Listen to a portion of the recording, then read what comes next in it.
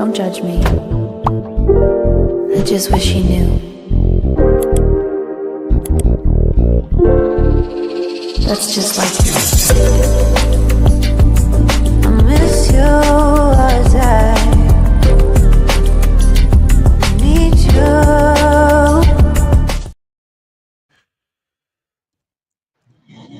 Well.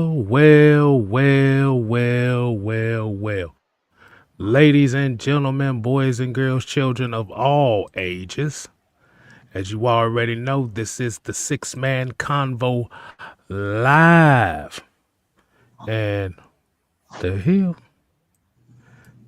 And I am your host for this evening's broadcast, K Styles, aka 6MK in the building. Yep. And to my stage, whatever side he's on, the riding shotgun today, as usual. You know him as the senator. It is Mad Mike Sports. Yeah.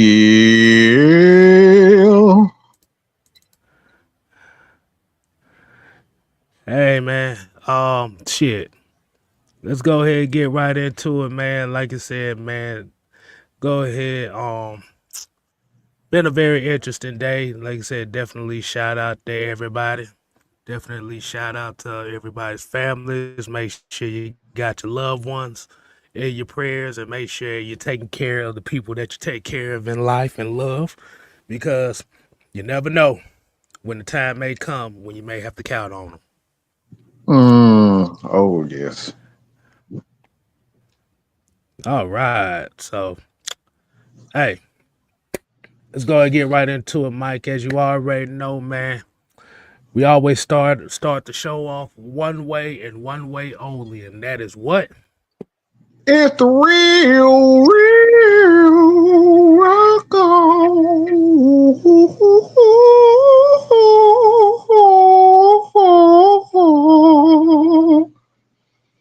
That was a Temptation style. Ron Isley. You know, I said, boy, that shit sound like Ron Isley.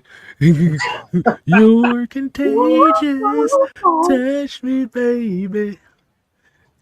What he did on the Jamie Foxx show, he's like, for the love of you. And she said, what?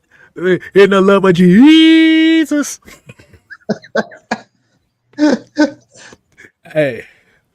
Hey, man, like I said, man, we got a good show coming up for y'all this evening. Like I said, we're going to give a shout outs to Robert Ponder, who started off pole position. We got King Treyway. We got John St. Clair. You got Sonia. And we got Maggie in here. She. That's anime. That anime. I deal with her ass all the goddamn time, so it is what it is. You want to be the only one singing shit. She always want to be the only one singing. Exactly. We got Diamond in here. What's going on, Diamond? D. Coleman. What's happening? And we got William.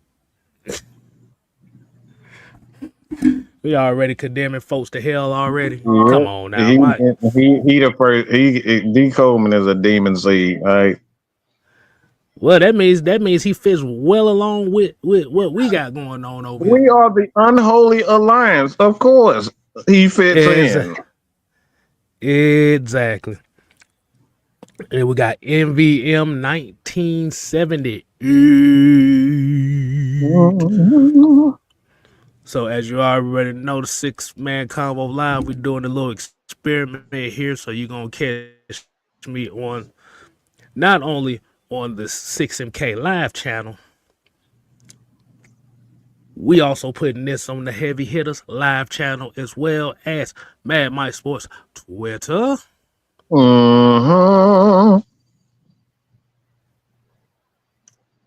I can't put it on my Twitter page because none of y'all motherfuckers even gonna watch it for that. So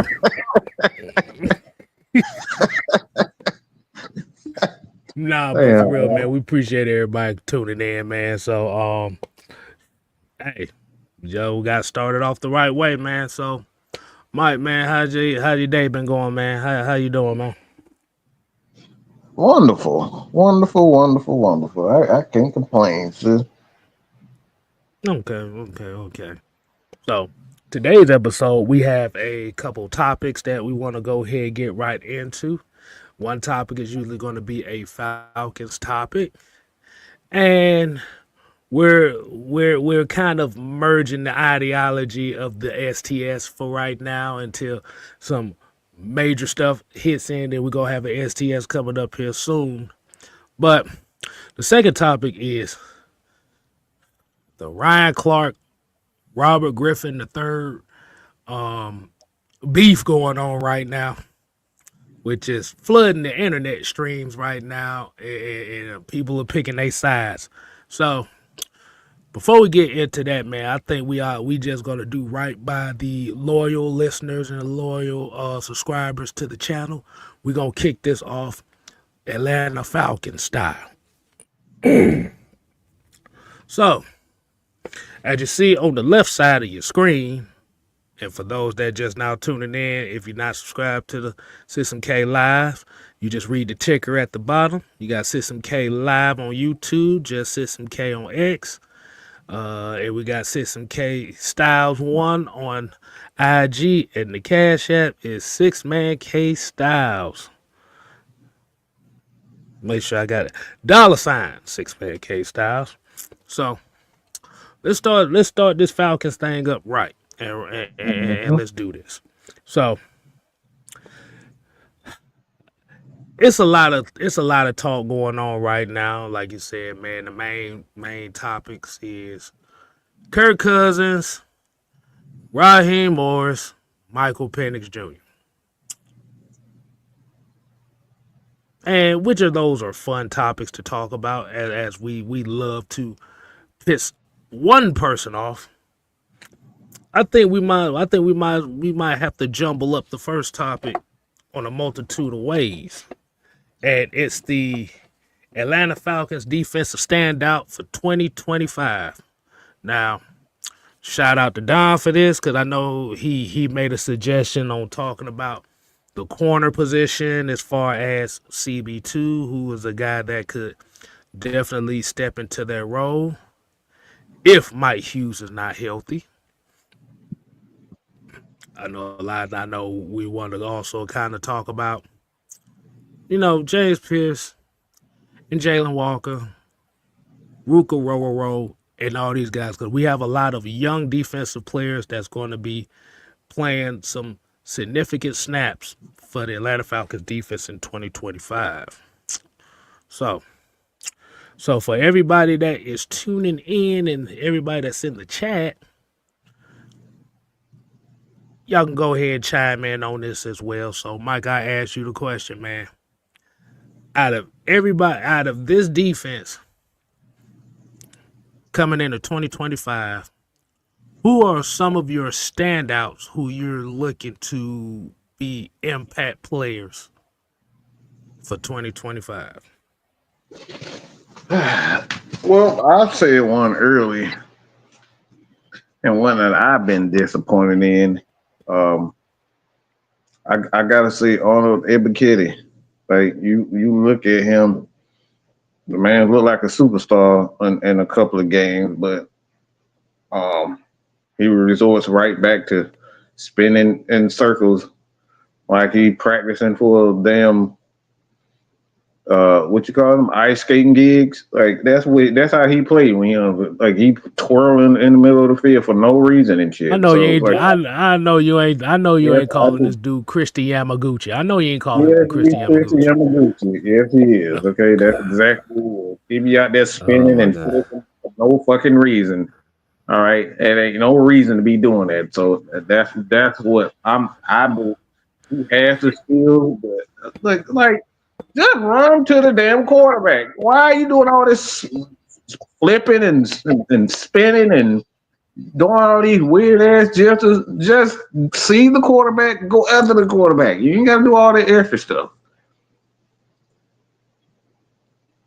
So pretty much see ball, get ball. See ball, get ball. That's it. I think he has the potential to be a 10 sack guy a year, but for whatever reason, he gets close to the quarterback and think he got to be Christy Yamaguchi. So my question to you is on that is, um, what like I said, what do you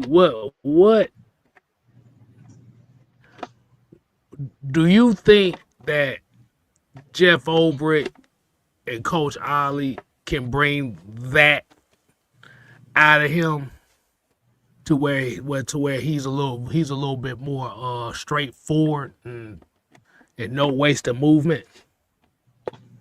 I mean, he was making the right strides until, um, I mean, I guess I am kind of bitter saying this, but until Dean P's wife decided she needed her husband back, and that kind of pissed me off. Because we want her husband, okay? We wanted her husband, and he retired on us. He was on the right path until she wanted her man back, all right? And he retired on us. So yeah, I think he was on the right path. The Falcons defense was on the right path. We know Troy was on the right path until we lost Dean Pease. Yeah, John. How dare she want her man back? That you inconsiderate son of a gun. And she like, honey, you are 75 years old. I know you want to coach out, but I need you. You've been coaching for 40 years. I only see you 3 months out the year. Motherfucker, get your ass back home. But you did bring up a very interesting question about that too. Is the importance of what Dean Pease did bring to this team, and trying to replicate that same intensity and consistency. Because remember, Dean Pease was here. You didn't have the defensive players like you have right now. You had a bunch of stowaways. You had a bunch of stowaways and skid row recipients. That's what you had. That's what we call them.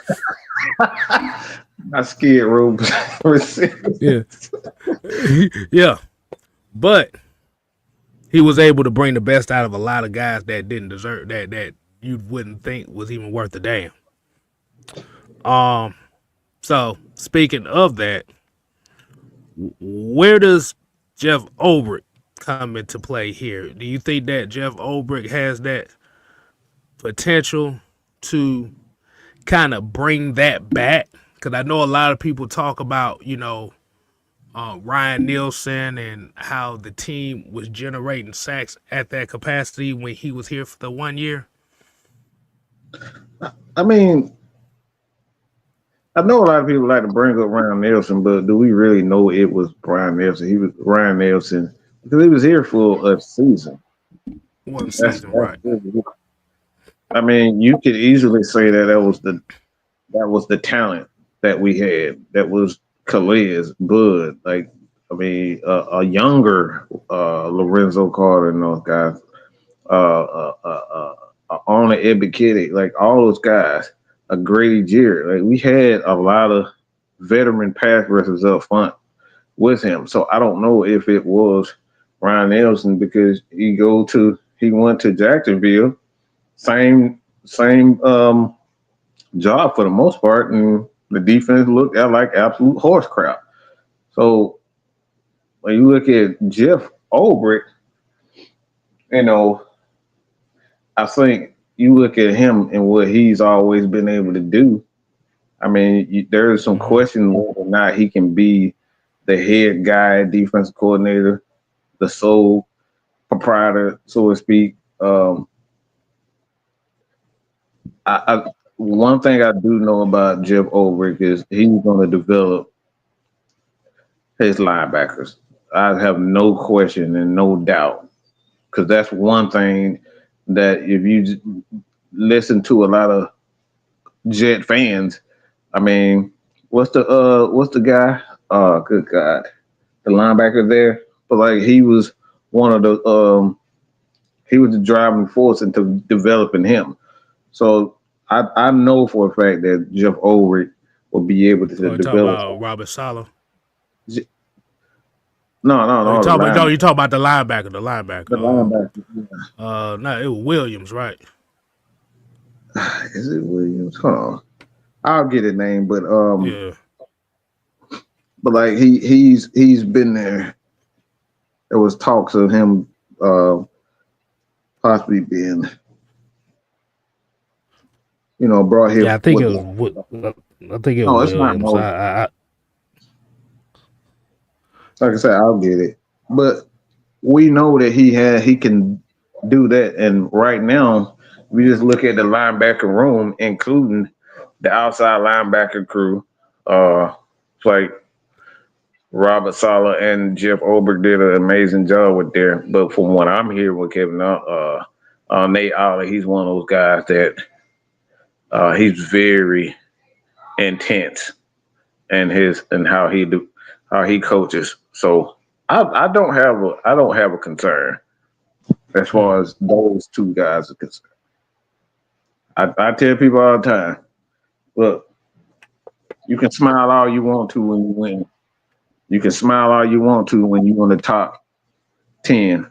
Smile, smile, smile. But if you up here smiling and you at the bottom of the damn barrel, I'm gonna punch you in your shit. Ain't no ifs, ands, or buts about it. It ain't shit funny being at the bottom of the league. I don't need to see you smiling. Period. Y'all can take it whatever you want. You can take it whatever you want. But you out here smiling and giggling like life is all good. No, fuck that. I need to see it. You can smile after you on top. But like women say, look, I don't want no 1 minute man. How that song with Take me um out. Show me what you got. Cause I don't want no 1 minute, man. Ooh. yeah, you know exactly what I'm talking about. I'm just saying. I don't need no 1 minute motherfucker. Look, show me a good time. Fuck all that shit. All this smiling and giggling with players, that shit don't mean nothing. We need to see it constantly.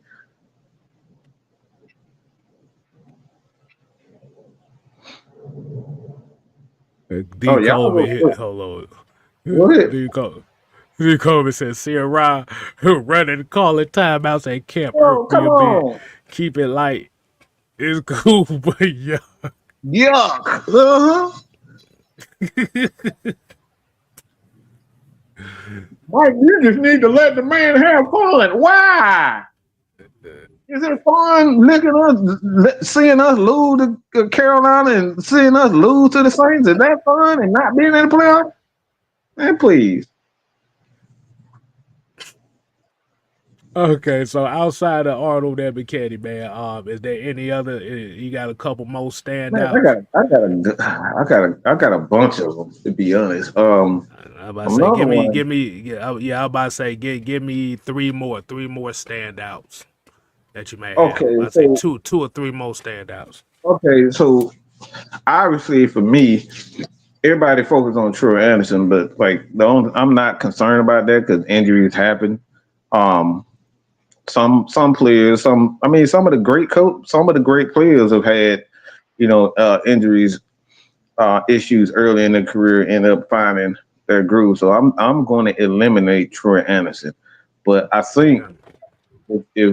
if I'm being real, I think one guy that I'm really focused on is JD Bertrand. Um, because I think he has the physical attributes that I want in a linebacker. I like people that like running into walls. Like he likes to run into a wall. I love that. I need me a Chris Benoit on my team. I need me a Montez Burfict on my team. I need a psychotic motherfucker who likes to run into things, and that's what JD Bertrand do. He likes physicality. That's why he got so many damn concussions. So he's one of those guys. I think the next guy that nobody's really paying any attention to, and you guys you fake ass Alabama fans too. I'm about to say this is um DeMarco Hillams. Y'all don't let Xavier Watts come in, and y'all don't forgot all about him. Y'all forgot all about. Y'all don't even care nothing about him. Y'all get a new toy and just forget about Hillams. Hitman Hillams. This dude right there. If he comes in and be that that kind of rover that we need, plays in the slot, play in certain situations, and he comes in, play kind of like a I want to say middle linebacker, but a linebacker type of rover type of role, and he does that well. When we can move a guy like um, Watts, Brown. I always want to say Brown. I don't know why I want to call this dude, but whatever that motherfucker name. Oh, But we Billy Bowman. Billy. I don't know why I always want to say, but I guess because he kind of played like him, but he played like him on the inside. It's weird. But yeah, him. And one more. I think that one more is kind of. I don't want to Tricky. be obvious with it. That one that I'm looking for. I'm actually looking for um David Onyemata to kind of be the veteran leader amongst that front seven, man. Grady's Mm. gone. They're gonna need him there, so I'm looking for him to just. I'm not looking for big numbers. I just want him to come in, stop the run when it's necessary, be that veteran that they need up front.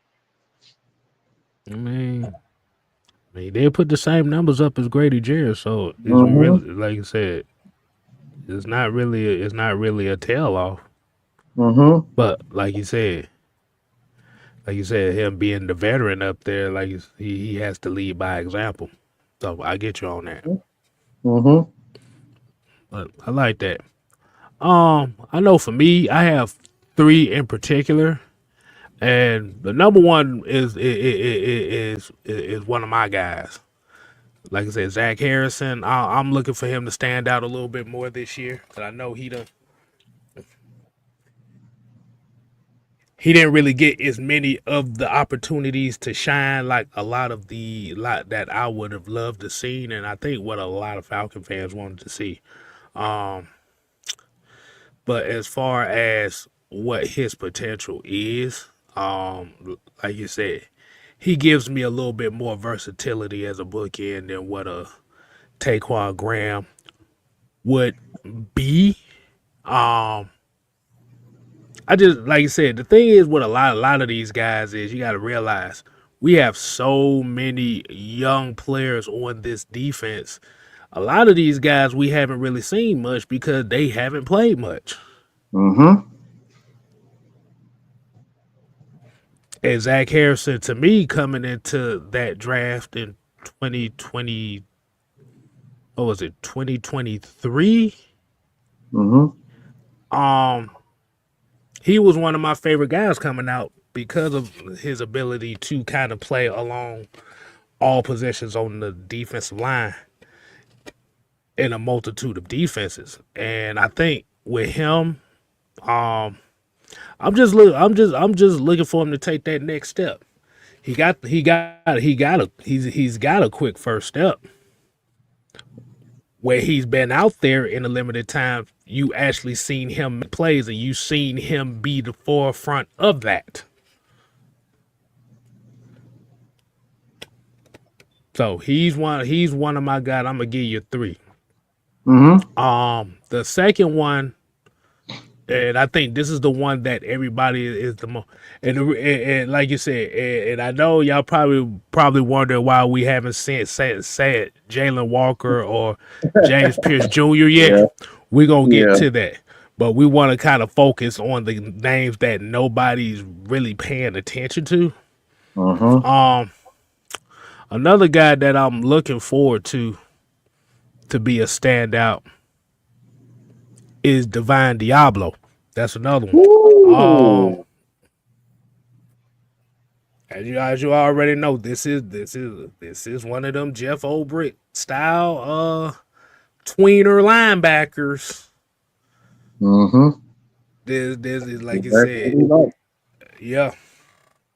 And I believe that he can be a standout because, like you said, what has been one of the biggest weaknesses of this Falcons defense for the last couple years is the fact that you didn't have linebackers that could cover worth a damn, or guys Right.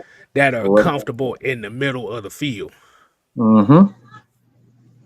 And like I said, ain't nobody's expecting Divine Diablo to be Deion Jones. Right. That's not the expectation that I have for him. But the thing about it is, you want that guy who is comfortable being able to be in that kind of coverage. Because one thing a lot of people don't pay attention to is if your linebackers are comfortable in coverage, that adds like 3/10 of a second to the pass rush to get to the quarterback. Mm-hmm. Especially when you got a lot of these teams who are where the NFL game now is the quarterbacks are pretty much dinking and dunking now. Mm-hmm. Um, and one more I will go with. Mm, you might be surprised that I say this. Defensive wise,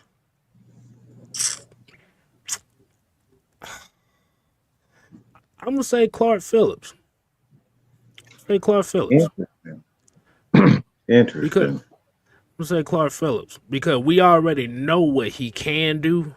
We Mm-hmm. we know that he has the mentality at that corner position that we do like.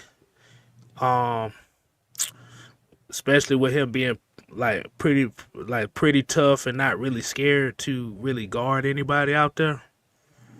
I'm just interested to see if he can hold out against D. Alford and Billy Bowman and stuff like that because he is a competitor. And the thing about it, I think that competitive mindset being on the field on this defense is definitely a plus, and it would be a major plus. Um, and we've seen him make some plays, Mm-hmm. like you said, Mike Hughes. We don't know. We don't with Mike Hughes being back. We don't know how healthy he's going to be coming into this season. Mm-hmm. That's been a knock on him. Yeah, like you said, I know everybody's excited about Kobe Bryant, but let's be honest. As much as we love Kobe Bryant got to earn his stripes. Yes, he does. And I think out of all the guys that I ain't gonna say necessarily that's right behind AJ Terrell as far as that corner room, I me personally, I think Clark Phillips is the more battle tested one outside of AJ and Mike Hughes. Because let's be honest, before Mike Hughes got injured, he actually was one of the better corners in the NFL last year before he got hurt. Mm-hmm. But playing wise, not skill wise, but playing wise. But Clark Phillips to me is a very interesting piece on the chessboard because um he got the competitiveness to play outside. You much more prefer him in the slot. But like I said, if he can hold his spot against D. Alford, Billy Bowman, and all these guys, I think that competitive fire is definitely what this defense is going to need. Yeah. Yeah. I wholeheartedly agree, man. Okay. Um, let's see, go ahead, share the live for the people in the back. Um, J Block here said should be given a chance to start with Billy Bowman as his backup. like I said, man, we're gonna find out. We're gonna find out. Like I said, that this training camp this year is about to be real competitive because, like I said, you got a lot of young guys competing for spots. Mm-hmm. You don't have as many old heads on that defense. This might be one of the young. This might be the youngest defense we put out here in a quite a long time, actually. Yeah, Let me it's see. one of the youngest ones in the NFL. Because if you take out, let me see, if you take out AJ Terrell's still a youngin himself. Take out Jesse Bates, take out David Onyemata, and you take out Caden Ellis and Mike Hughes. Yeah, this is pretty young defense. But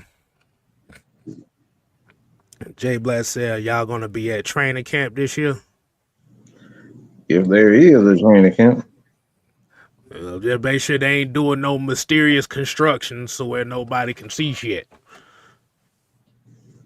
But if they do the old, but like I said, if they don't do the training camp this year, and I think they're going to do training camp this year because I know they gonna advertise Junebug as much as possible. So it'll most likely be a training camp. So yeah, we're gonna be there.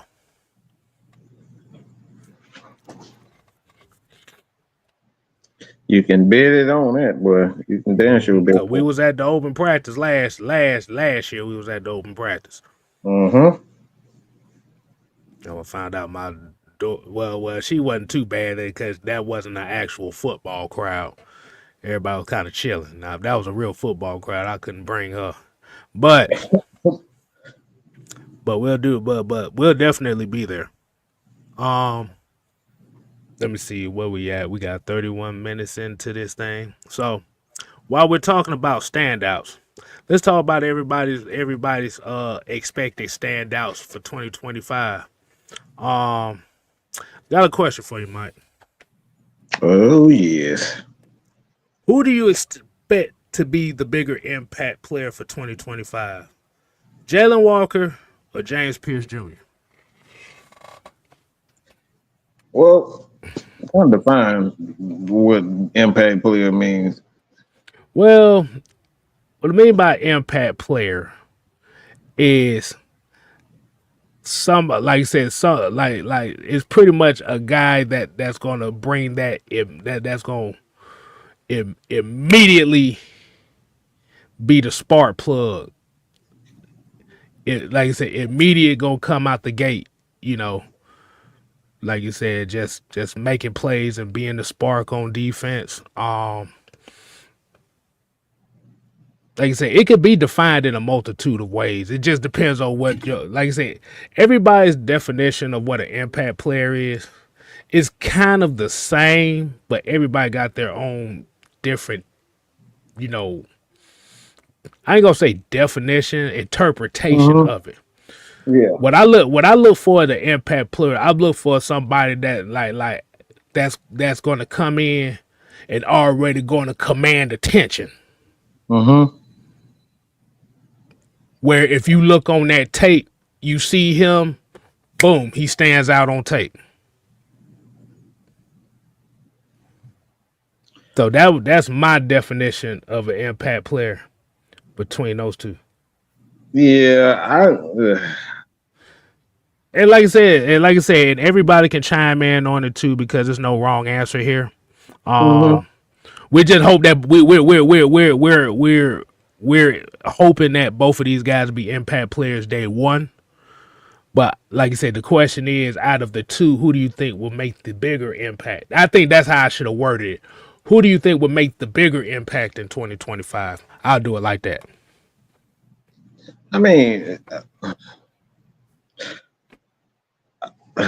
I see.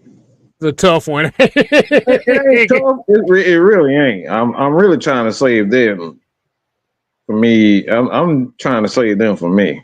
To be honest, because again, I know what Raheem wants to do. It ain't no secret of what type of defense he wants to run. It ain't no fucking secret. You're an absolute moron if you think he gonna do anything outside of what he did last year. He's gonna come. He's gonna do the exact same thing that he did last year, and Mm. there's going to be an internal war between he and Jeff Obrecht, which I'm welcoming. And I'm saying that to say this. This is why I wanted Jalen Walker. Is because if you look at what Raheem wants to do, and you know we're gonna get them damn we're gonna get those damn. He gonna try to mix them damn plays where we got linebackers and covering the wide receivers and all that type of shit. And Pierce is not the guy that I want doing that type of stuff. Mm. So based on what Raheem wants to do, I think Jalen Walker is the obvious guy because you've seen him at the University of Georgia. Like that dude was just an impact player. It didn't matter what Georgia asked him to do, he did it well. Doing it and doing it and doing it well and doing it and Doing doing it, it, doing it, doing and it doing it well. well. Man, from the Queens, but she raised out in Brooklyn. All right. So he did it well. He did it well. So for me, on that, I say Walker because of what Raheem wants to do. We even when we were bad, he kept doing it. When we were good, he tried to slip that in. Okay. So Mm. Raheem is going to put forth what he wants to do, and he wants to run that zone scheme, that zone blitzing scheme. And for me personally, I'm not gonna put all of a rookie in a position where he has to be the main source of pass rush for the Atlanta Falcons. I don't think Jalen Walker nor Pierce is qualified to do that, to be the main source of pass rush in year one. So one thing that I know that Jalen Walker can he can help this Atlanta Falcons, and that's be a natural linebacker, whether it's on the edge or in the middle of the field. Mm. Mm. Well, yeah, that's good assessment. Um, Speaking of that, John just asked a question. How much do you really think Raheem will let Obert do his job and leave him the hell alone? I'm gonna leave myself out of this. I'm gonna disqualify myself from this. Now, you better leave his ass alone, cause the thing about it, the thing about it is this will be the wrong year for the Atlanta Falcons to be bottom 10 or be a bottom 10 Mhm. defense this year. This is the wrong year to do it Yes. because the expectation is up there now. Hmm. You double dipped on a multitude of positions in the draft. You filled in key needs. You see, you got a lot of promising defensive players that are just now beginning to get some playing time. A lot of people are going to be expecting this Falcons defense to take that next step. You remember this was a bottom 10 defense last year. Carlos trying to get unsubscribed from this thing. He trying to get blocked from it. If you believe that bullshit, y'all trying to give me PTSD. I really trying to get me with that dumbass comment. Oh, you're talking about he left Jimmy Ricky Lake alone. Are you sure about that? Yeah, yeah. Because here's the very interesting question about that when it comes to Jim Lane. I wasn't trying to go this way. Mm-hmm. So I would ask Carlos Harper.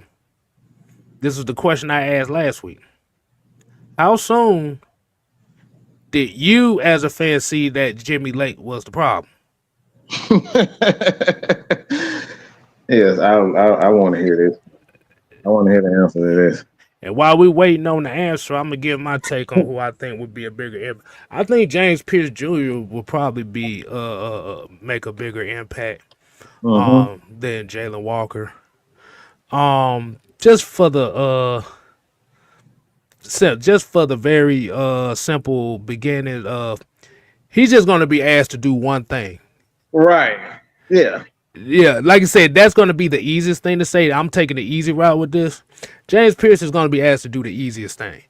Rush the damn passer, get there as fast as you can. Mm-hmm. And he's going to be able to learn behind a Leonard Floyd.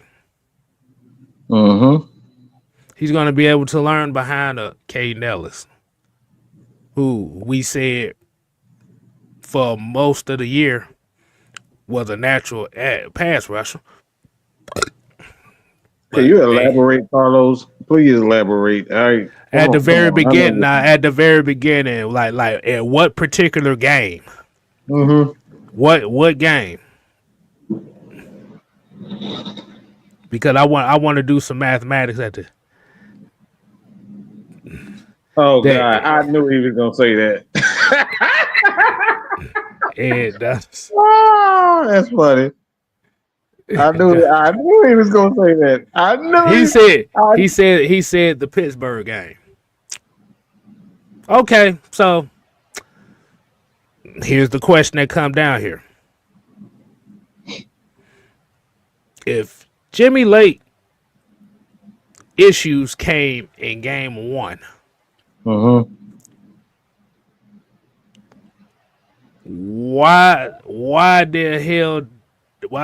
in the entire hell did Raheem let it fester all the way to week 13 before they did anything?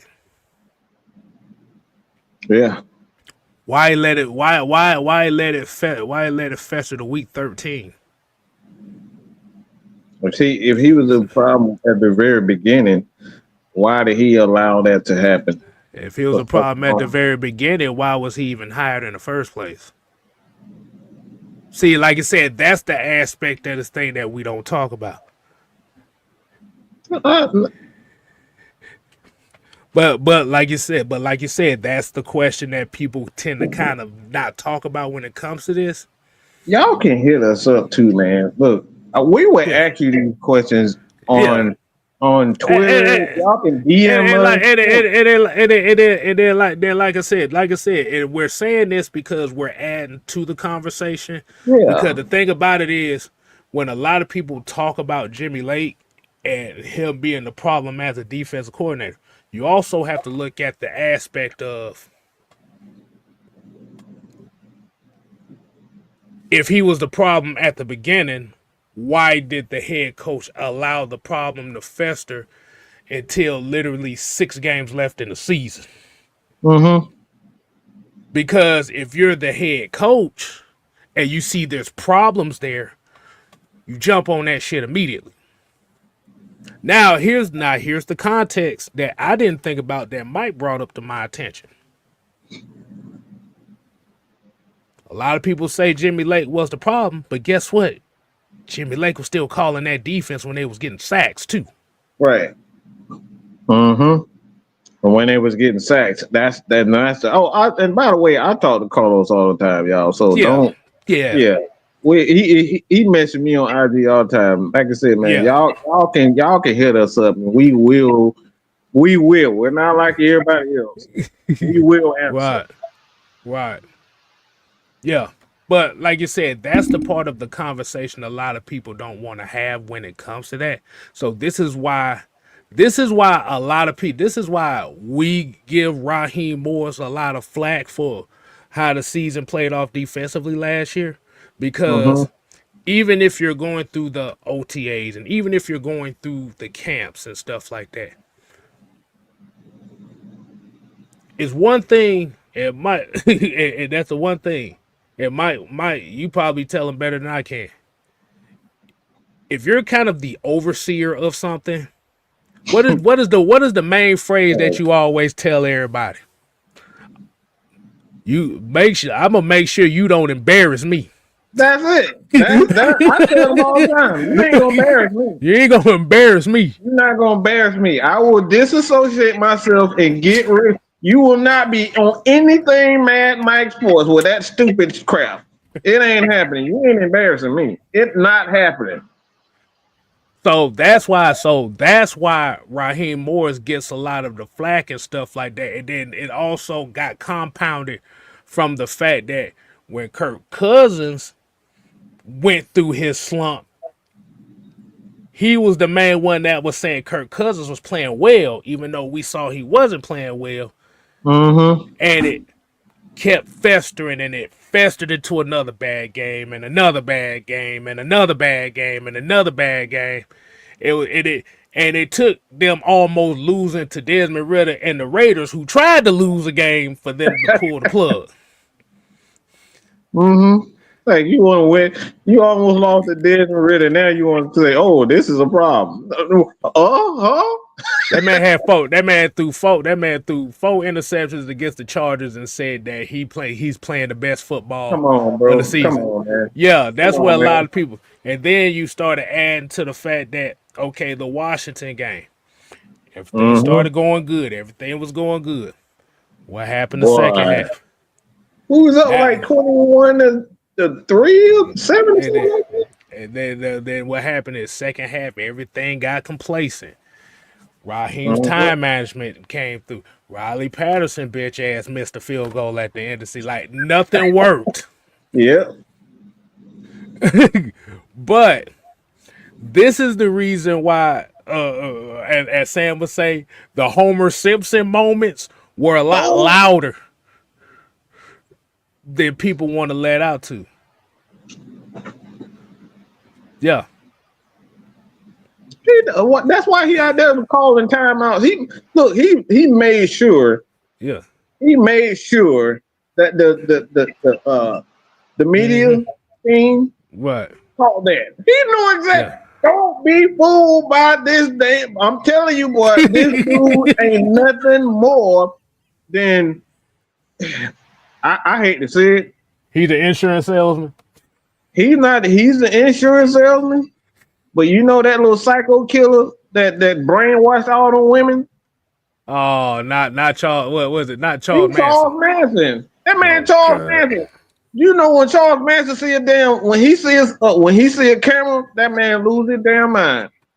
He start talking like, look, he start being intelligent, all that type of stuff. You see him by himself, he's quiet, he's shy here to himself. Right. And as soon as the camera come on, boy, he turned into that man turned into a damn superstar.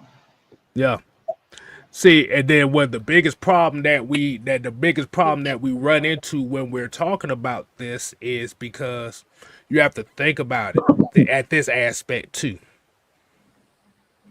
Raheem Morris came into a situation where a lot of people expected this team to make the playoffs. Not just the fans, but the Falcon media and the main sports media as well expected this team to be playoff bound. And then what ended up happening is you started compounding mistakes and bad decisions and all this. Think about it. The Falcons started off 6-3 with an opportunity to win the division by week 12.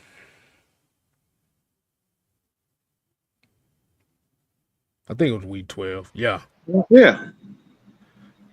Because Man, you already had swept Tampa. You had beat Carolina. You had already beat the Saints.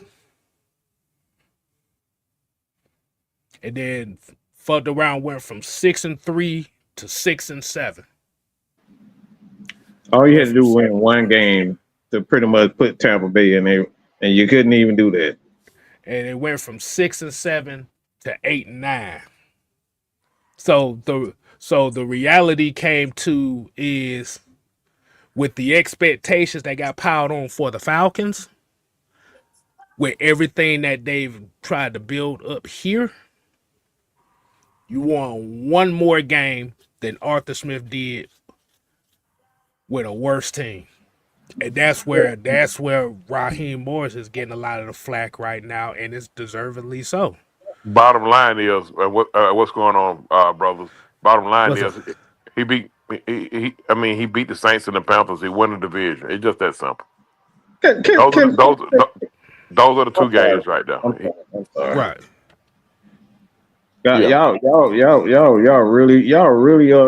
Y'all really trying to get cut the fuck out right now, aren't y'all? You really are. Highlight this dumbass shit by CK. The first one. This one? Yeah. Said, I want y'all to read this. Read this. Oh, Lord. He said Raheem's job isn't to play call, but it's his job to be an overseer. He was the centerpiece of some terrible ass decisions, particularly personnel wise. That is the job of the play call. When you see some dumb shit, say absolutely not. So it is his job to oversee play call. It is his job to play call. It's his job to design plays, offensively and defensively. That was his job. That's literally what he got into NFL for. The Falcons hired him in 2015 to be the defensive pass game coordinator. Do y'all know what that is? K-Star, do you know what that job title is? Pretty much to design the defense. Design defense. The Atlanta Falcons, in turn, turned him to the offensive side of the ball and gave him the title of wide receiver coach. And what did the wide receiver coach do on top of that? Develop the wide receivers and responsible for wide receiver personnel switches. So what are we talking about? This is literally his job. And when you're talking about offensive pass game coordinators and defensive pass game, there's really no difference because you're dealing with the same personnel and you're dealing with the same, at the end of the aspect of the game, which is a passing game. So he's qualified for the passing game and on the offense side of the ball and on the defense side of the ball. So there's no real difference when you talk about pass game coordinators offensively and defense. There's no real difference. So this is what we talk about when we're saying why a guy that is qualified, because our issues was the passing game. Why you look at Kirk Cousins week after week after week when you are highly qualified. Raheem is highly qualified for this. Mm-hmm. We have to really. This is why Sam said we gotta think before we type. Mm-hmm. Cause, like you said, as being the overseer, your responsibility is to you have to see the flow of the game, and you have to make the necessary. Yeah, you have to make the necessary adjustment with the coaches. You like what I said, you have to pay attention to the flow of the game and a lot of things. So, because the thing is, when we look at Raheem Morris, this is why I say I focus on what the expectations of what the team was supposed to be, more so than anything. Right. Because remember, and here's the main notion of, well, y'all didn't give that flack for Arthur Smith. Let me tell you something. The first 2 years Arthur Smith was here, this team was expected to win 3 games, both years. Man, y'all couldn't even tell me who on that damn offense. So let me ask you a question. See, Arthur Smith started getting flack in 2023. Once they started getting players here, that's when he started getting more of the flack. And like I said, now the expectations went up. Like I said, this is an expectation issue. Because y'all can't tell me that the 2021-22 Falcons were better than the 2024 Falcons. Raise your hands if you think the 2021 Falcons was better than the Falcons team we had last year. Raise your hands if you think that the 2021 and the 2022 Atlanta Falcons were better than the 2024 Falcons.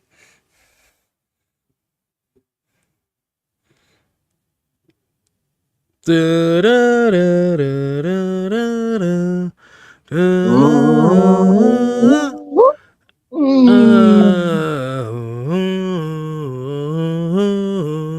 boom, boom, boom, boom, boom, boom.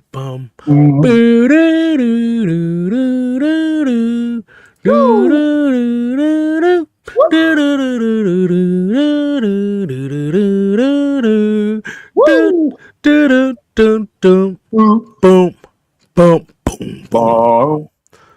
All right, Truth.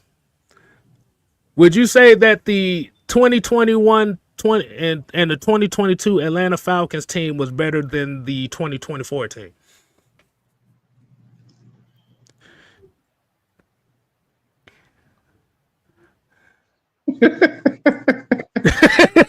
You still muted, Truth. No, my fault. Yeah, my bad. Now say that again. I had some distractions going on. Talk to me. Okay, so the question is, was the Atlanta Falcons teams in 2021 and 2022 better than the team that we saw last year in 2024? Next question. I'm like the thing about it, man. I'm gonna tell you something that burns my biscuits. When folks play dumb, bro, don't play dumb. Don't do that. I mean, everybody know. It ain't no secret that when Arthur Smith took this team back in 2021, that we had to sign 40 guys out the street. I don't understand why people try to sit up here and get on their soapbox and go to acting a complete gluteus maximus. I'm gonna use the word gluteus maximus. Stop it, cut it out, man. Like the expectations were entirely different, and they know it. Right. So stop it. I mean, Right. we literally had undrafted free. We had undrafted free agents starting on both sides of the ball that year. Come on, man, stop it. So like I said, all this comes back down is a expectation situation. I mean, like I said, but as much as y'all don't want to talk about that part of the game, that's exactly what it is. Think about it. Think about this for a second. Jacob Tatui Mariner had the most overall sacks in the season for the Atlanta Falcons in 2021 until Ona Ebiketie got 6.5. What was it, 2023?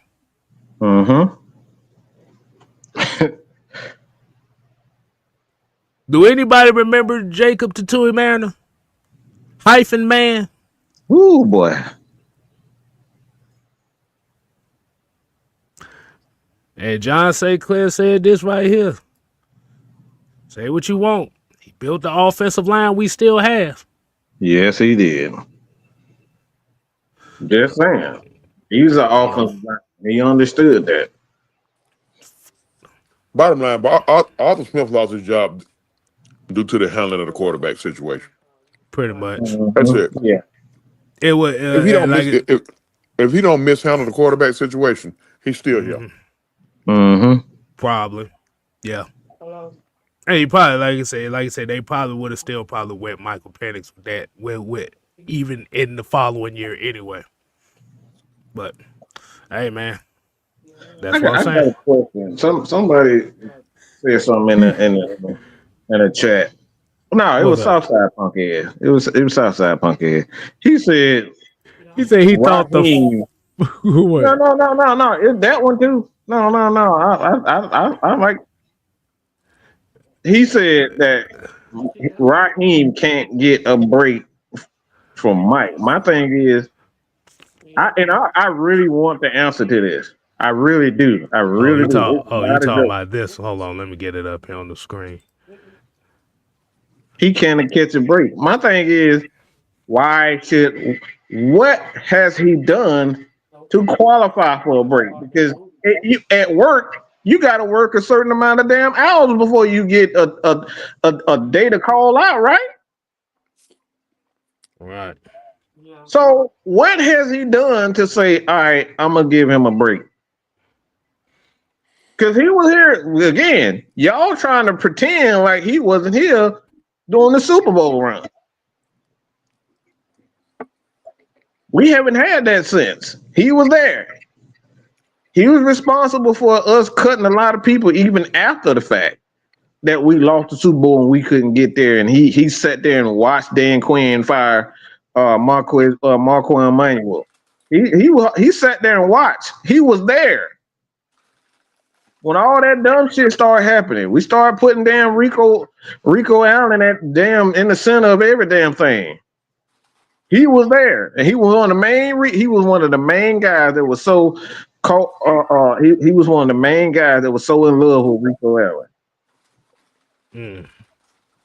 So why does he deserve a chance? That's all we've been asking for the last couple of months. Tell me why the Raheem, without keep bringing up the Rams, okay? Everybody keep talking about the Rams went to the Super Bowl on his. The Rams was already in the Super Bowl 2-3 times before he got there. So why does Raheem deserve a chance, or he deserve us to, deserve a break? That's all I want to know. Nobody's Listen, ever man. If you go, listen, when we signed or traded for Matthew Judon, 98% of the fan base put us in the Super Bowl. That's why he don't deserve no pass right now. What about the Justin Simmons signing too? Okay, It was the same thing too. Yep. Them two. Once we brought them two in, boy. 98% of the fan base put us in the Super Bowl. That's why he don't. Right there, you stop. Hey, you can stop the argument right there.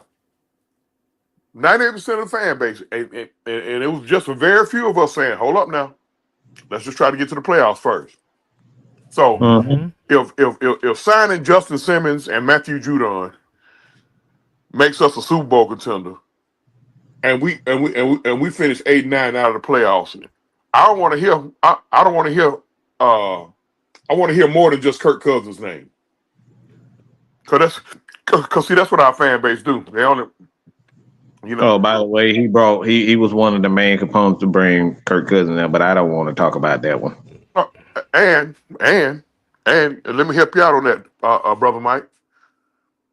Whether he was hurt or not, he sat there and watched either a hurt quarterback or an ineffective quarterback for 4 games, maybe 5 games before he made a decision. 5 games. Along with he ran your kicker out there for 10 to 11 weeks on a bad hip on his kicking leg. I don't want to hear shit about why we don't give him a chance. No, remember through that 4 or 5 game stretch, Kirk Cousins was anytime Kirk Cousins got hit, that motherfucker getting carried up to the line of scrimmage by the offensive line. Yeah, I saw Caleb McGarry and Chris Lynch pick him up so much. I was like, bro, what is going on? But that's what we're talking about when we're talking about the overs. That's the true definition of what an overset is. You're looking at the entire picture, and you got to make decisions based off what you see. You paid $100 million for Kirk Cousins. If I see this motherfucker limping up and down the field for 3 straight games, sit your goofy ass down. Junebug, get in here. I'm like, Junebug, get in here. He limping. That's the equivalent. That's the equivalent of when I was in the hospital for what I had to do, and I'm sitting here doing shows with tubes going up my fucking nose down my throat. Gotta getting my appendix drained because the shit looked like the size of a golf ball. And Mike just sitting there watching me going in and out of consciousness. What? Boy, I already doze off and snore during some of these shows, but if I'm sitting here in the hospital with tubes going through my nose, I got an IV in my system, appendix getting drained, goddamn sinuses getting drained and all that shit with diarrhea, and Mike sitting me still doing the show like, go ahead, Kel, keep going. And I can't fucking talk. This reminds me of a scene from Star Wars. It reminds me of a scene from Star Wars when we had Luke Skywalker and his uncle was searching for some droids. Mm-hmm. And these little damn whatever the hell they call it, I forgot what the hell they call them, but they had sold him a fucked up droid, and the droid was like the droid ended up like walking towards him, and the motherfucker just shut off. It just blew up. The shit just blew up, and then he looked at him and said, "What the hell are you trying to sell me?" That right there reminds me of that. He bought Kirk Cousins for $100 million. That shit blew up in his face, and he didn't even say nothing about it. That's what that reminds me of. Nigga. That's what happened. Raheem bought something for $100 million. The shit blew up, and then he didn't say nothing about it. He like, I hope this works. Alternator went out. Hopefully we can get to Carolina in 7 hours. He said it every week. No, y'all, if we just put some glue on it, he'll be all right. No, motherfucker, the shit that blew up. Oh shit. Y'all go back and watch that damn scene. You know exactly what I'm talking about. The damn droid blew up, and that's when they ended up getting R2D2. The droid, that's how they ended up getting it. But the other droid that they sold to them, that shit blew up. Okay. Hey, Carlos here. The amazing thing about this is the same shit they wanted Arthur Smith fired for. They want to give Raheem Morris a pass for. Arthur Smith lost his job when he mishandled the quarterback situation. Last year, Raheem Morris mishandled the quarterback situation. Oh God, truth. Woo. But the difference is that they got a quarterback that they like. See, when Arthur Smith was here, he had quarterbacks nobody liked. Which goes back to the main thing about why a lot of people are so pro Raheem Morris, because he is a lovable guy. He's a fan favorite. Lovable to who? Man, you know this damn Atlanta media love them some Raheem Morris. You look. They love Raheem Morris, then they love Dan Reese. You ask these motherfuckers, you think Raheem Morris was the greatest coach in Falcons history? That's what which lets me bring the question. How many of y'all think that Raheem Morris is one of the best coaches in Falcons history? I love to see this. But Carlos asked the question. He said, in hindsight, would Justin Fields have been a better 1 year bridge to Penix? Fuck I was no. waiting on it. I was waiting on it. Fuck no. I was waiting on it. Fuck I was waiting on it. We already had that. We already had that, and his name was what, Kev? Desmond Ritter. Desmond Ritter. He did the same shit that Justin Fields did. Go look at the numbers. The only thing is, it just comes back down to what we just said. It's popularity. He did the same thing. We already had a Justin Fields. Guess what? This gonna really hurt some feelings here. Desmond Ritter, through 17 games, had the identical record as Michael Vick. At least they are. Yeah. See, yep. I gotta look out my window, make sure ain't no snipers outside my window. Had damn near the same numbers. Actually, Desmond Ritter had better numbers than he had better numbers. You look at he passed for more yards. Justin Fields only had 7 more touchdowns and 3 less interceptions. Yeah. So we already had that. The difference, like you said, the difference is that popularity makes a big difference between how fans perceive you versus how fans will loathe you. Yeah. And guess what? This was gonna really cut him deep here. You need to start ducking right now, K-Style.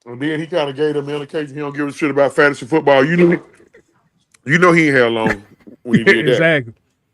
So like you said, when you're coming from one coach where you've had a lot of those close games where you lost a lot by one play cost you a game, and then you go over and then you think you're getting the redemption year and you're starting off on the right foot, and then and all the wheels just fall off, and you're too far behind to where to make that shit up. Yeah. Mm-hmm. At the end of the day, all this shit is all over expectations. So this ain't about you hating on the black head coach. No, this is about the expectations of the team was higher based on the moves that they made. Wait a minute, wait a minute. I'm about to nut the fuck up. Wait a minute. What you just say? Is that what we do in the show? No, we ain't got to the juicy part of the show yet, but you know that was one of the main talking points. That was one of the main talking points. And some of the motherfuckers that Hating on the made black you head watch it, coach. yeah, basically hating on the black head coach. You don't like black people or some shit like that. That's like kind of like the main thing that they like to say with us. Like, I'm not finna get suspended. Because look. The only thing I say on that is I ain't gonna get suspended today. if you're thinking that shallow as to why he's getting flat, then maybe you're the problem. More so than what. I'm so sick of it. I'm so sick of this. I'm so sick of these goddamn internet activists. They get on my fucking nerves with this fuck shit. I already been arguing with dumb motherfuckers for the last 48 hours about this Ryan Clark RG3. Oh, we got that kind of I'm glad you did that. So we're gonna segue right into that actually. Oh, my bad. We about to segue into it. Oh, let me It- No. That's okay. No. Go ahead. You segue right into it, man. That's Nah, perfect. I'm gonna lose a few subscribers. Okay, here's the thing. I don't give a flying fuck what the fuck RG3 said about Angel Reese. I really don't. And I don't give a flying fuck about Ryan Clark disagreeing with what RG3 said. I really don't. But bruh, folks, it's amazing how folks justifying Ryan Clark mentioning this man's wife and family because they feel like RG3 is, I guess RG3 is considered a coon, right? Is it okay to They say call that? him they consider him kind of like a bootleg coon. That's He's a the bootleg phrase coon, right? that's pretty much the phrase they use for him. Because he married to a white girl, right? Yeah. A woman who who he been dating ever since his junior year At at Baylor. Baylor, Mm-hmm. and they got 4 kids. Okay, Ryan Clark, but Ryan Clark, who is Ryan Clark cool because he got a baby by a white woman?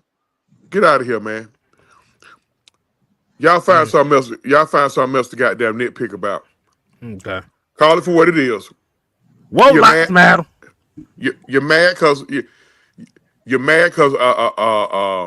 Angel Reese, who be looking stupid as fuck most of the time, getting criticized. Now I'm done.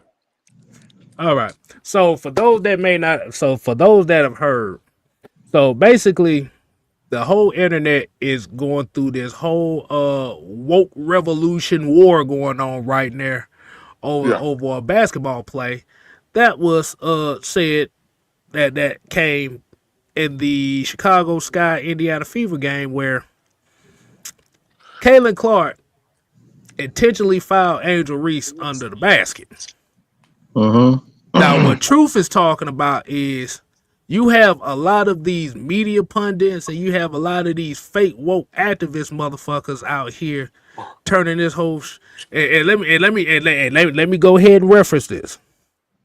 All this shit is the goofy ass Caitlin Clark fans versus the goofy ass Angel Reese fans. Pretty much. That's all this shit is about. Now, if you go back and look at the play that because I had to look at that play a multitude of times to see where this outrage came from. It's funny nobody talks about the offensive foul that Angel Reese committed under the basket that was not called. That was not called. In which Caitlin Clark looked at the ref and said, "You're not gonna call that? Fuck it, I'm fouling her." And guess what, K-Style and Mike? The flagrant foul call, in my opinion, was the right call. I'm gonna tell you why it was the right call. The truth, I was about to say the exact same thing. That In my opinion, it was the right call. The reason why it was the right call because, given the history of that situation, if they don't call a flagrant foul right there, if they don't upgrade that to a flagrant, it would have been an uproar. So you just go ahead on and call the flagrant. Guess what? In the press conference, both girls downplayed it. Giving credit to Angel, even she downplayed it. they don't care about this truth. That's the They funny don't thing. care. They don't care. They want to play basketball. Right. They want to play basketball and make money. That's it. Well, we gonna turn this to a Black Life Nigga-a-thon. Yeah, and guess what? This finna make everybody mad. I'm finna duck on this one. RG3 was right. That's what's eating a lot of y'all fake woke ass internet activists up. Hold on. Let me, because I want to explain I want you to explain it.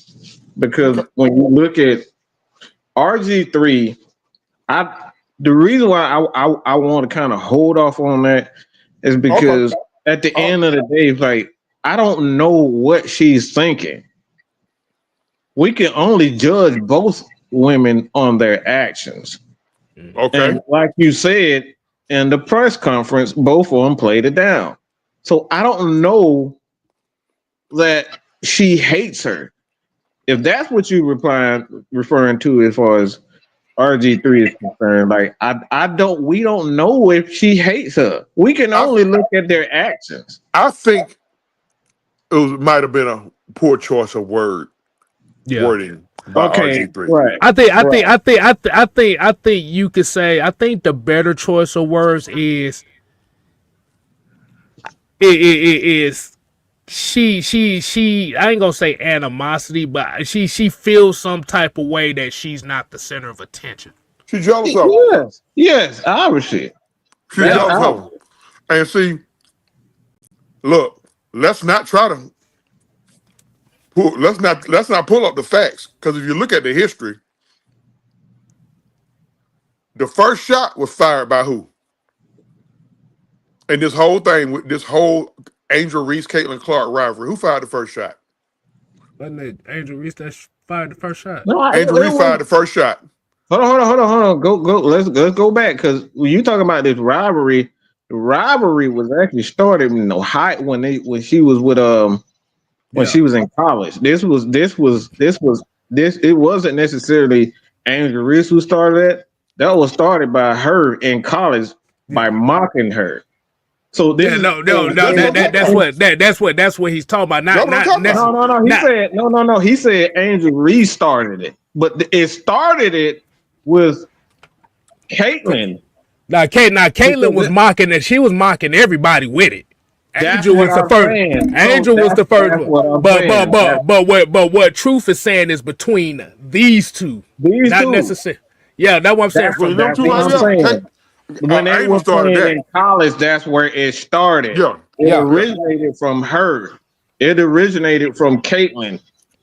And when they got a chance to play again, which was in the championship, and they ended up beating her, that's when Angel Reese came back. So all of this, at the end of the day, she never did the case. You can't see me to LSU. She was that's just something that Caitlin was doing against everybody.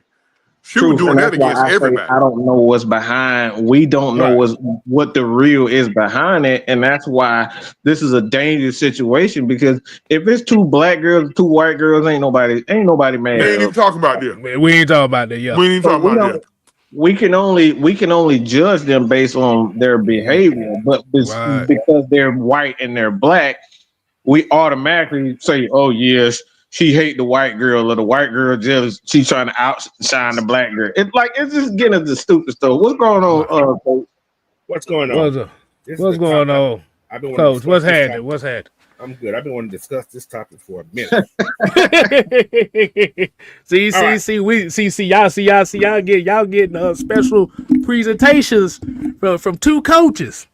So What's up, Coach? this is my take on this whole thing. We're looking at this thing. I think we're looking at it the wrong way. I think everybody's looking at it the wrong way. Okay. Think about this. Who's the most important person in the WNBA right now? Who's what now? The most important person in the WNBA now. Oh, Caitlin Clark. It ain't even Caitlin close. Clark. Perfect. Who's the second most important? Angel I Reese. mean, you gotta say Angel. You gotta say However, neither one of those guys are the best player in the WNBA. It's Asia right. Wilson. Angel Wilson, the best player. Right. Yeah. Mm-hmm. What's happening next year with the WNBA? They about to get I That think TV. Yep. Bingo. That that TV. TV deal. You have to put some type of excitement in this game to make people want to watch it more. Yeah. So that little incident right there, I guarantee. Y'all remember the incident with Bird and Magic back in the day? Yeah. Yeah. See Mm-hmm. how the NFL had that little rivalry type thing going on between those two? They did the same They trying to thing with the recreate. coach. They trying to recreate Bird and Magic. Same exact thing going on. It's all about the money, y'all. I hate to say it's all about the money. And I mean that. Look how long You're it right. took for that to happen. It was almost the end of the game. That was my take. That was my take. I made it short on. I said if both girls are smart, they need to milk this. They need to milk this rivalry and let this be another Bird. I said that on my short. And I'm I gonna think be one honest. of them smart enough. I think one of them smart enough. The other one gonna fuck around and talk and run her fucking mouth too much and talk her way out of the rivalry because she's making everything personal. I can't say that truth because I think she's smart I enough to know can't. what she's doing. I think she's smart enough. I think she got good people behind her. I think. Right. Right. She just had to ride that storm because I think that rate. It's the fans. I don't think it's I don't think it's her. I don't think Yeah. it's Caitlin. I think and Caitlin did the same thing in college against everybody though. It wasn't just Angel she was pushing. That girl, she's a hard power. Yeah. What she did, she actually protected her teammate. If you want to get technical with it. Yeah, that's exactly where we was going with it. Something that didn't happen to her last year. Aaliyah Boston didn't protect her last year. We goddamn when old girl hip checked her into the talking about row. Kennedy Carter. Yeah. Who, by the way, can't even get an WNBA contract. Now that's another show. We have a whole nother show on that now. Because she definitely good enough to play in that goddamn league. Right. But the thing but like you said, the thing that come down with this is, like you said, and coach hit it right there on the head, and we talked about it.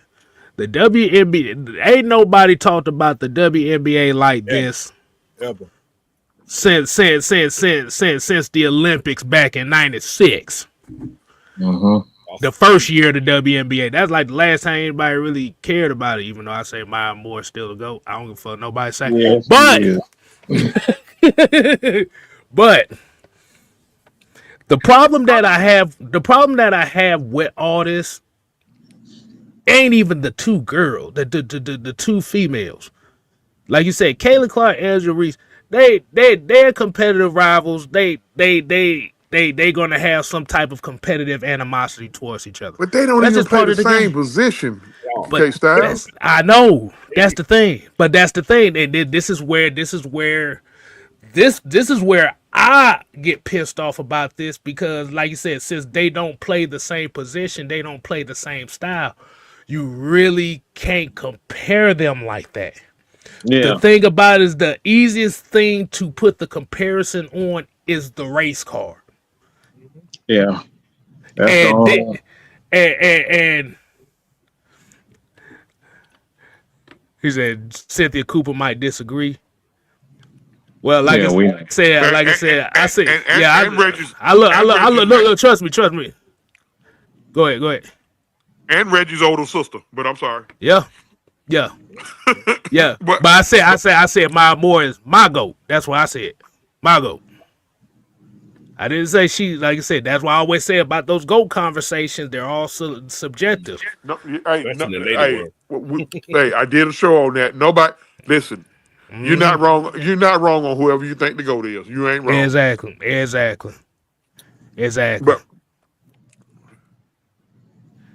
I said I ain't gonna get suspended. But I wanted to have that conversation on that play because now we're finna go into really what this conversation is. Is Ryan Clark and RG3. Now, this is why like I said, and I had to go back and look at a lot of the commentary from both of these guys. Like Mike said, and I kind of agree. Using the term "hate the white girl," that was a buzzworthy. That was a gaslight sentence. But where Ryan Clark messed up at, this is where I have to this is where Ryan Clark got to get some of the smoke. When you're having the disagreement about his take on that, this is why a lot of people say it with him. The fact that you brought up RG3's household, You made it personal. you made it personal.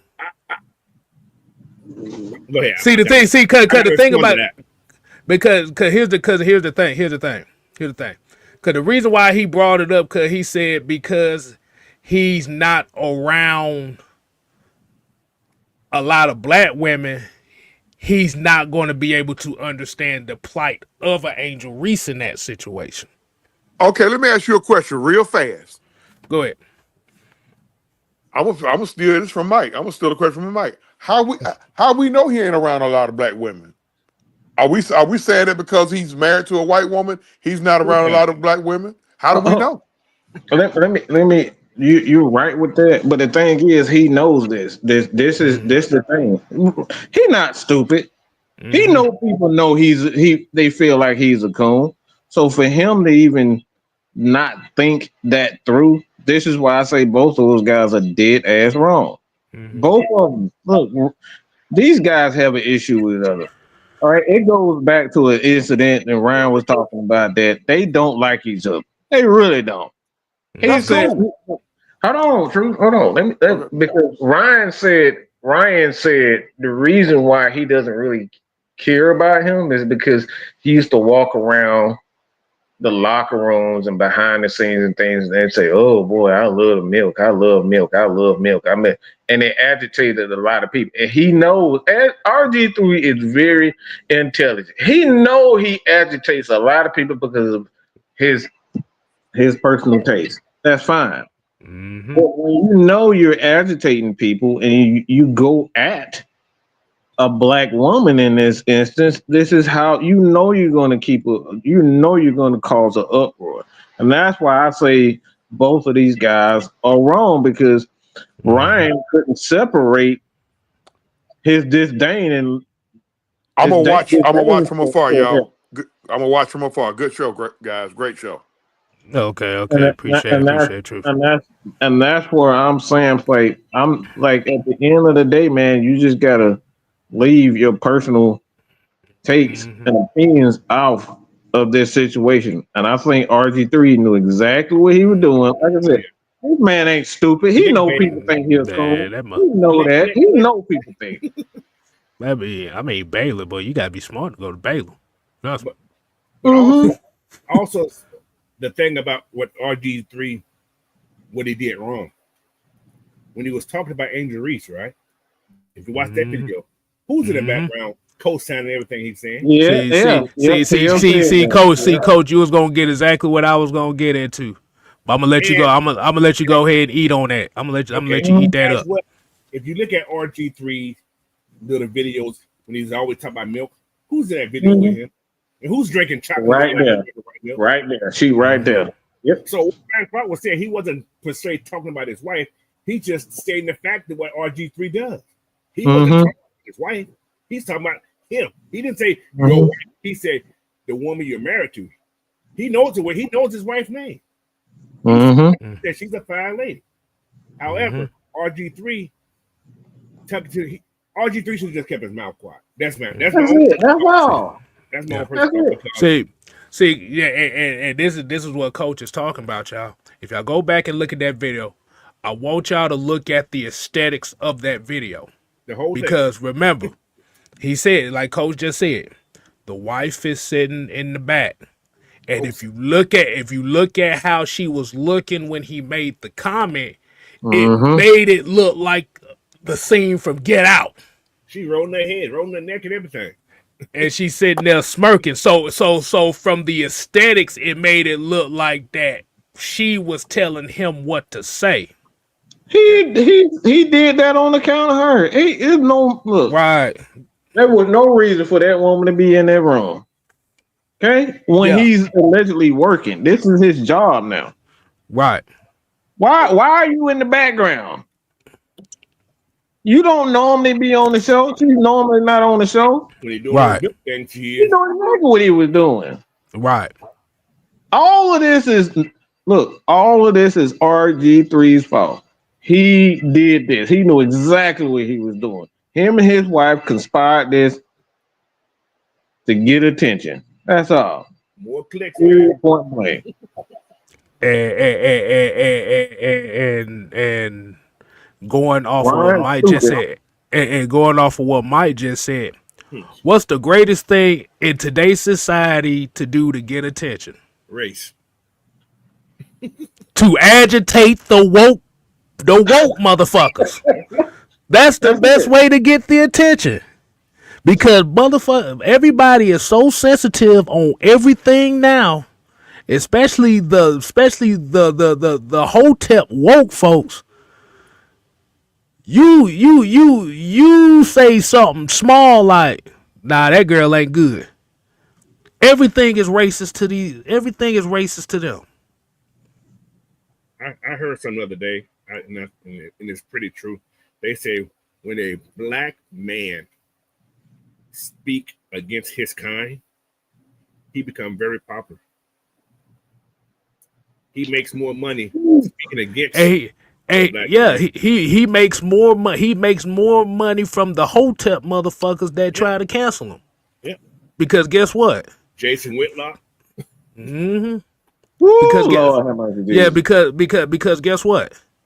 They not gonna shut up about him. They're gonna keep it. All you're gonna do is you're gonna bring eyes to him. Mm-hmm. But when they come down to being black, you still black. He's still black at the end of the day, regardless on if he like to go skiing or not. But like you said, and Ryan Clark, he's got a lot to learn about knowing how to control his emotions too. Because I don't think anybody remember he got checked by what's that comedian? Andrew Schultz on some hypocrisy shit that just a month ago. Yeah, he does it all the time. Remember, this was the same Ryan Clark who tried to embarrass Jonathan Owens and tried to embarrass Jonathan Owens for being Simone Biles' husband. Mm-hmm. And he tried to say this is the same. Like I said, I want y'all to go back and look at that Jonathan Owens interview on the Pivot podcast. Ryan Clark tried to embarrass Jonathan Owens while Simone Biles was sitting in the background because he made a comment about he felt like he was the prize to Simone Biles. And Ryan Clark tried to embarrass him and tried to get all the women to go against Jonathan Owens.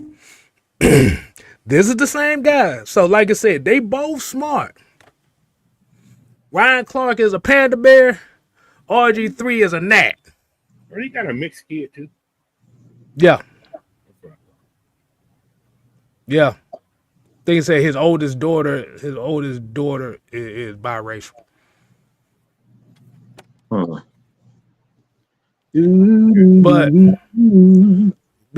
the thing about it is when we're in the WNBA, to me, and like I said, and this is, I'm gonna even take the WNBA out of this. This is the problem with how today has been going on. Everybody, like I said, and this is to the Woke Lives Matter crew. Just because somebody disagree with you doesn't make it racist. It's true. We can't constantly use racist for every little thing because now what you do is now since everything is racist, you're going to embolden these motherfuckers to really be racist. Because they're going to be thinking, well, shit. I said Angel Reese can't make a layup. She can. So they say I'm racist because she can't make a layup. You're emboldened the very thing that you don't want them to do.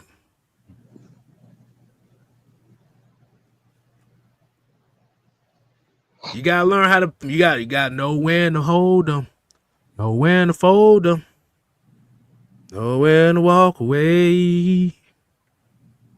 That's it. But Coach, you ain't heard the new thing too. what's that? There's some of these woke folks is actually trying to cancel LeBron James. Did you hear about that?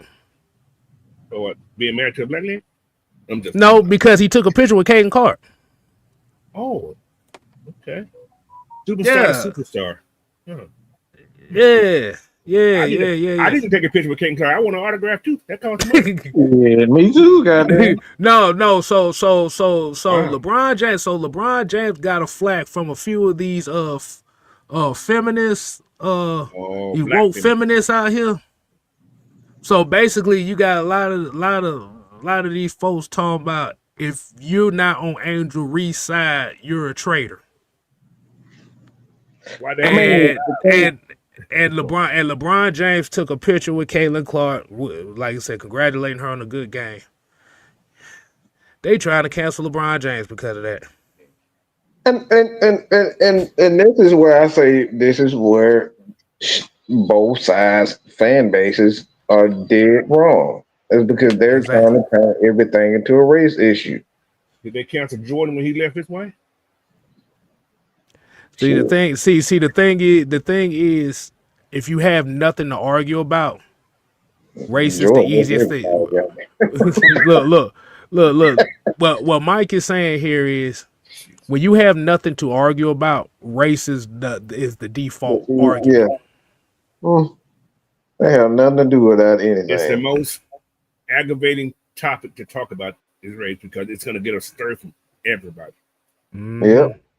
Because when I bring up the fact that black people sold black people into slavery, we try to ignore that and try to point all the fingers at, oh, the white man. What about the people that were selling their own people? They were selling their own people into slavery, into a lot of them. They didn't just come in there and take over. They was best friends with the kings and a lot of people that was over control over the land and all that type. They were best friends with them. But we want to point the finger at one aspect of it when it's all bad. That's the quickest thing. That's the quickest, easiest thing to just say, "Oh, it's racist and you're racist." And I'm not. Look, I could tell Angel really was hurt. You could just look at her because she ain't never really been. You can tell she hasn't really been subjected to that racial issue. She looked like she was about to cry on the court. I'm just gonna be real, because I know that stone face. She was hurt, bro. You call her a damn monkey, and you making monkey sounds on the damn And the NBA, the WNBA got to do something about that shit. Yeah, they were literally making monkey noises. What's Eight weird about the whole thing is But- what's terrible but about the then- whole thing there is all the black girls that are on that team that's on Indiana. Now, this is what I thought should have happened at that point. I think the same thing happened down there. They say it happened in San Antonio a couple years back, or some years It back. did. Yeah. And the coach or Caitlin should have went to the PA announcement and said, "Stop that shit." That's Right. Exactly. That would have been over and done with. Mm-hmm. Like I said, that's what should have happened. It seems it's almost like it gives off the impression they condoning it, that they're not speaking against it. Right. And that's what the WNBA has to do. They have to. She did apologize. She did apologize to Angel for that. She actually. Okay, I didn't see that part. Yeah. Like I said, Kaylin is not one for that because you think about her, and she's about ball. She play ball, so she tries. And I'm gonna tell you, look. I'm gonna tell y'all something too. Angel Reese thought that was bad. Go to one of the international soccer games. You hear way worse monkey noises. You hear jungle music. Yeah, it's a whole bunch. Like you said, at the end of the day, when it come to this situation, it's the Caitlin Clark fans versus the Angel Reese fans. And what they doing is they annoying the hell out of everybody with this shit. It wasn't bad about it. There's more. I hate to say this in the WNBA as of now because the people that go to the game, there are more Caitlin fans than Angel fans. Yeah. Right. Because of the people that go to these games. Yep. Yep. Right. That's why you gotta sell the product more. You gotta sell the product more. And just think about Magic and Bird. People didn't realize Magic and Bird was top. They were like real close friends. They just let that shit just ride. Okay. They just let it ride. Yep. Let it ride. Exactly. Let's get that money. You get the money. Oh man, this stuff. Look, that was monkey noise. It ain't no motherfucker. You ever heard a motherfucking dolphin? Get the fuck out of here. I got. Like I said, see that part I didn't see, so I don't know in particular. I didn't see that They part. said it was somebody, and they had it all written, talking about it was dolphin noise. It's like, get the fuck out of here. You Indiana Fever. What the fuck a dolphin got to do with anything? Like, get out of here with that nonsense. Like I said, I can't judge on that because I didn't see that particular part of it. Like I said, the last thing I just saw was the filing. That was the only thing I was concentrated on. So, like I said, I gotta take a look at that myself to give myself. I don't even know what a fucking dolphin even sound like. Like, who the fuck knows what a dolphin sound like? But you out here making dolphin sounds. I mean, we've watched Flipper as a kid. That was some dolphin sound. You know what? Funny, I forgot about Flipper. Right? Hell, I did too. That's why I was like surprised he said the shit. Like, I had to watch this show too. I totally forgot. Yeah, but at the end of the day, man, we like I said, if you're gonna, and like I said, the WNBA already has this reputation of trying to be woke on everything. The thing about it is, you don't want to be so woke.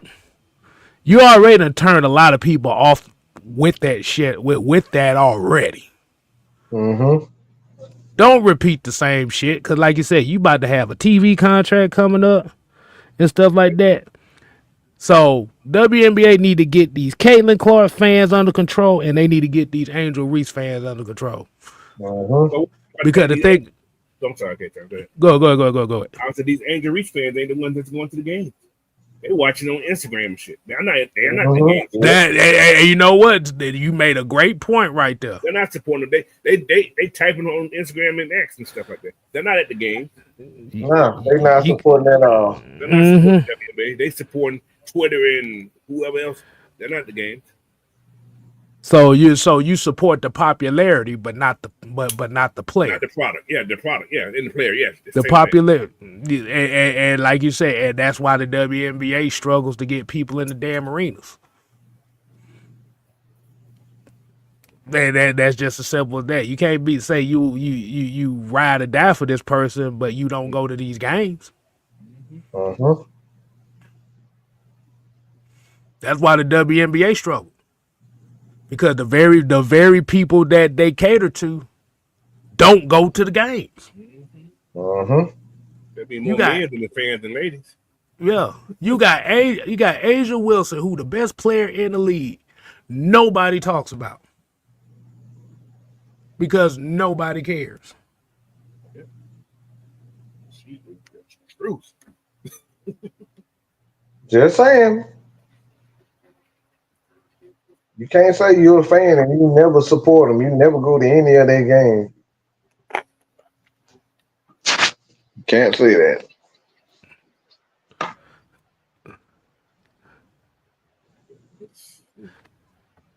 Crazy world we live in. That damn Mucho here man. said, "I'm in Iowa, where Clark is from. I don't know what city, but she is much praised and respected out here as she is all they basically have is some kind of superstar."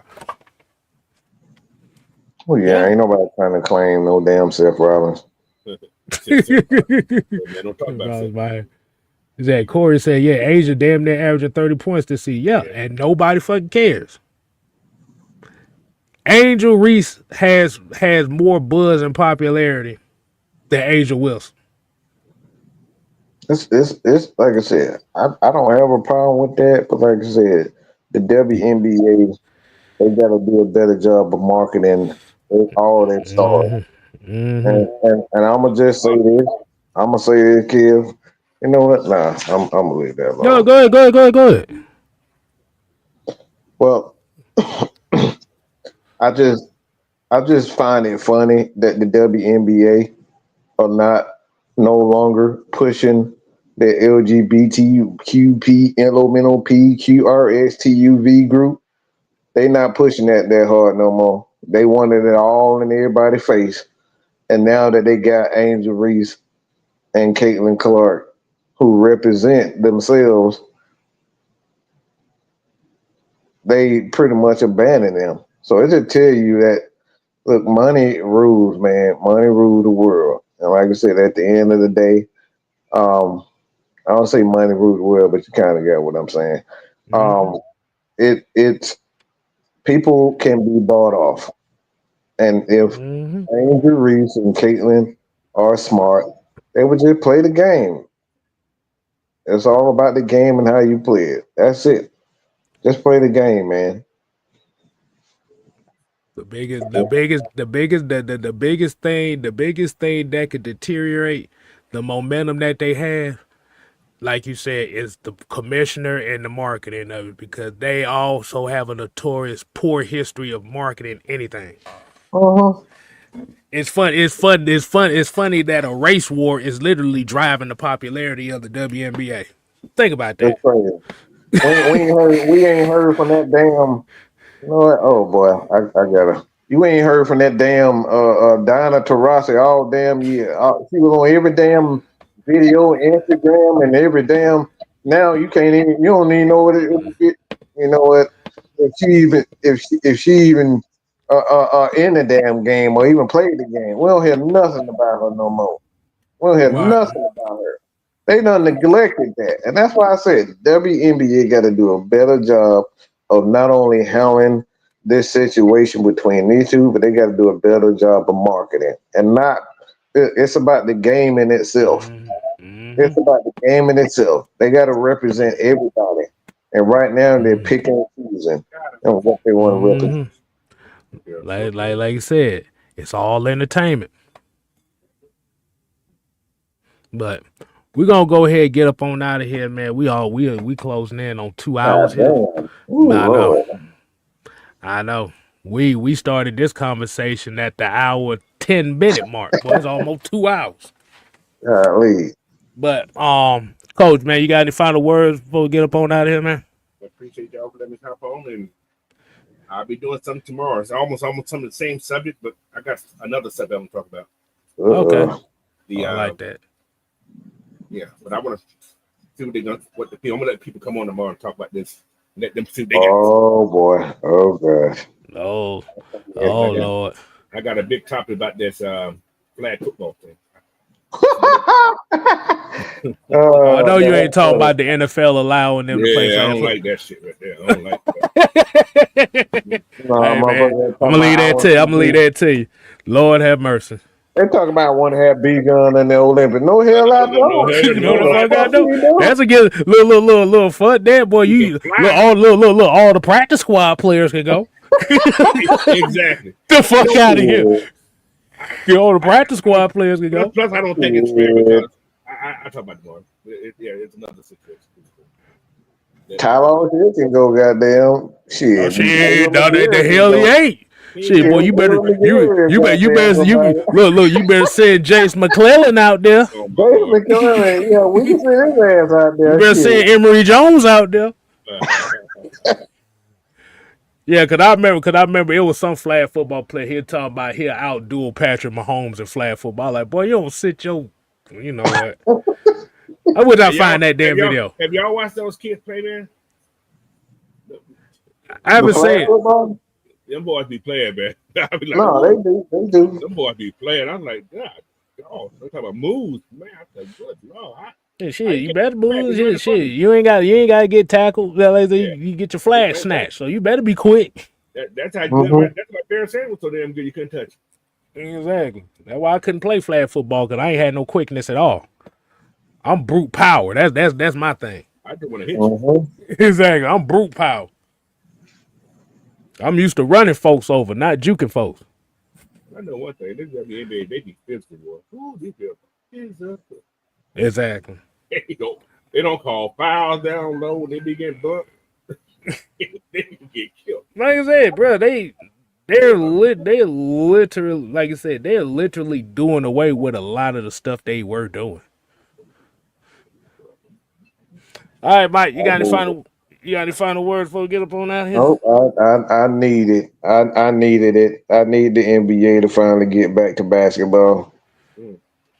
Mm-hmm. And not this little flopping shit. Not the flopping. Man, y'all know that they'll do anything LeBron. Look, they want LeBron out of this league. That's why they turning it over to real man basketball. That's all it is. They want him gone. I wish I could play. I wish I could have played. I wish I could have played that video I saw on Instagram on here. Oh my God. Cause they did, it was a comparison video. They were showing clips of the old school. Yeah, I think they was playing DMX on it, and then they showed today's NBA. They was playing Miley. What was it? Miley Cyrus. I can say here. No, what was it? It was one of them damn songs she had as a kid. I forgot. It said motherfucker was out there flopping around and nigga making zesty maneuvers and zesty gestures and shit. And look, I was like, Lord, here y'all go. But we're gonna get up on out of here, man. Like I said, man, definitely appreciate Coach, Truth, Mike for coming in.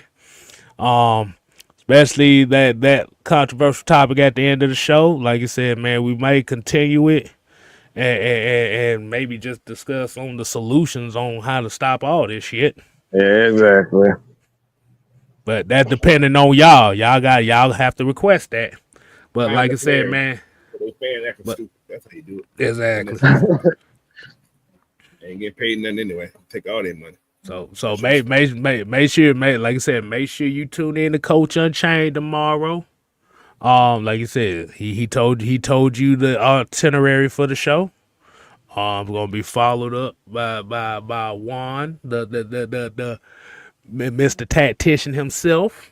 We just gonna have a fun Friday. So till next time, people, we ain't here to play.